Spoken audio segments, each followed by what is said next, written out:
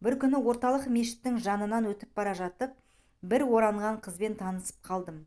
Ол тоқтатып, мекен-жай сұрады. Екеуміздің баратын жеріміз бір болған соң, әңгімеміз жарасып кетті. Сосын телефон номерімізді алысып, қош айтысып кеттік. Ол қызбен жиі сөйлесіп тұрдым. Тіпті анамнан да жақын болып кетті. Үйдегі жағдайды айтып едім. Ол қыз, бізге келсеңші, сестралар ғана тұрамыз, діни сауатың ашылады.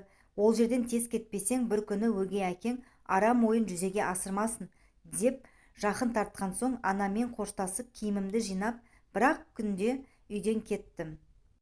Солай шағын 2 бөлмесі бар, әр бөлмеде 2 қабатты төсектер қойған, аядай ғана бөлмеде 10 шақты қыз тұратын ортаға тап болдым. Бір-бірімен құшақтасып амандаспайды, артық күлмейді, артық жүрмейді, бір-біріне сестра дейді.